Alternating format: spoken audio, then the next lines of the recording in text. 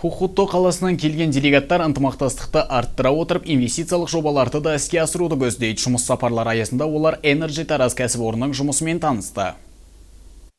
Energy Taraz жауапкершілігі шектеулі серіктестігі 2001 жылдан бері заманауи энергия үнемдейтін жарықтандыру өнімдерін, электр жабдықтарын, сондай-ақ әртүрлі металл конструкциялар мен бұйымдарын шығаратын отандық өндіруші әрі жеткізуші болып табылады. Жауаптылардың айтуынша, кәсіпорын электрлік жұмыстардың толық кешенін орындайды. Жобалық сметалық құжаттаманы әзірлеуден бастап электр сынағына дейін. Айта кетерлігі, кәсіпорын алтын қыран ұлттық сапа белгісінің иегері. Energy Taraz заводы Тараз қаласында орналасқан. Және Energy Тараздың екі негізгі бағдары бар. Бұл светодиодты шамдарды құрастырады және қосалқы станцияларды өндіреді. Заводта шамамен 200 адам жұмыс істейді.